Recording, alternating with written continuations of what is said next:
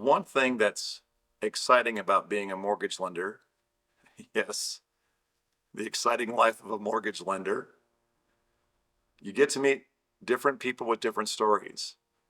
And you actually get to watch how people work through stresses and trials because part of your job is dealing with the largest investment that most of these people will make in their lives. And this can be a very overwhelming time. So it's a very exciting time. Hey, we're buying our first house.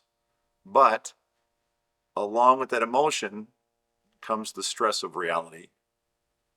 So with a lot of young couples, like I think of a young couple who uh, were newly married and having their first child, and he worked in the military and she worked for an ambulance service. So they had high stress jobs.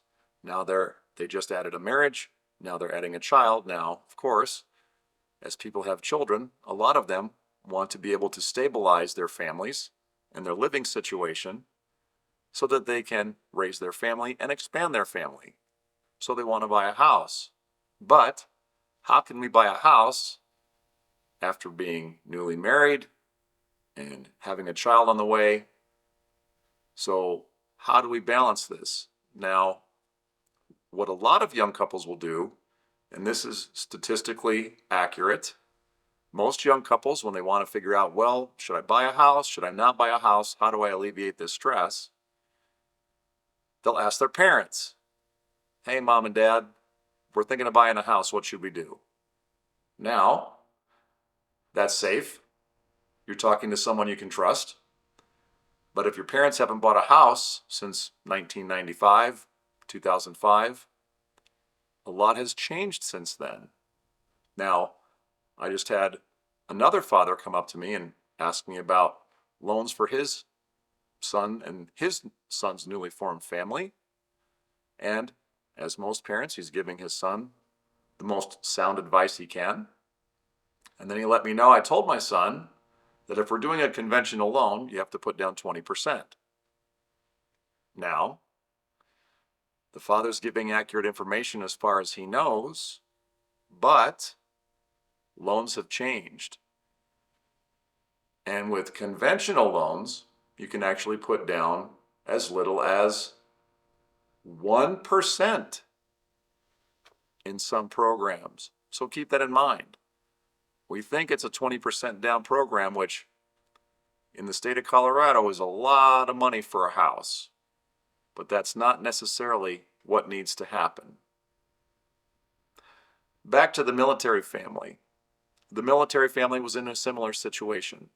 They did talk to their parents, which was smart, and their parents gave them some wise advice. Talk to us, but again, we haven't bought a home in quite a while. I know some trusted advisors. I know a realtor that I trust. I know a mortgage lender I trust. I know a financial advisor I trust. And in the husband's military position, there was actually financial advisors that he could take advantage of right on base. So we were able to sit down and educate them on the home buying process.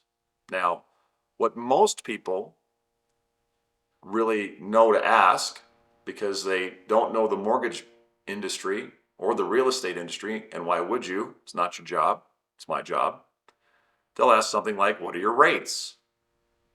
Okay, well, for somebody who is in this business, we know that that's a very long, drawn-out subject, and you can start getting involved into a conversation that goes down a rabbit hole.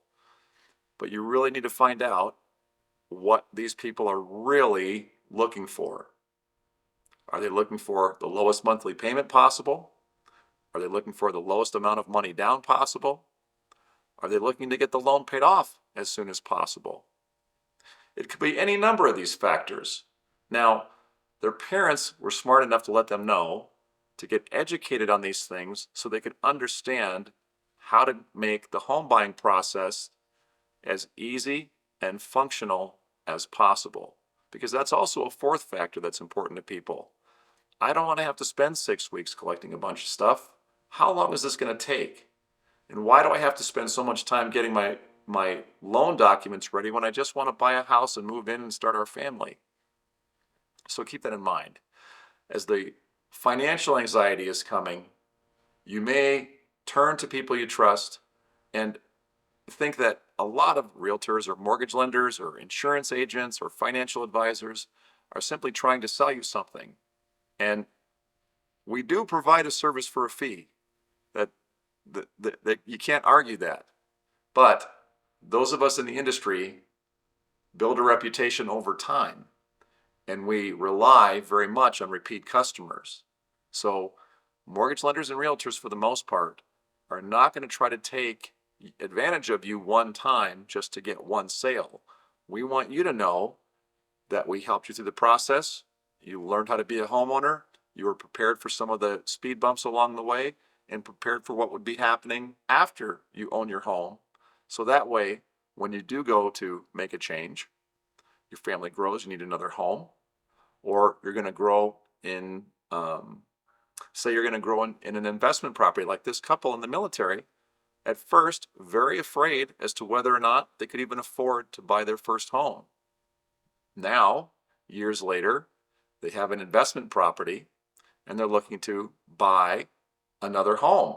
So years later, they were able to go from quelling their fears, getting educated, having a plan, executing that plan, and expanding their family and expanding their net worth. Are you the type of person that would like and subscribe this video?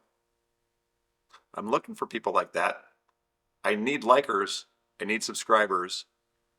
I need people to go and share my videos as well. Remember, as always, become a homeowner. It's good for you.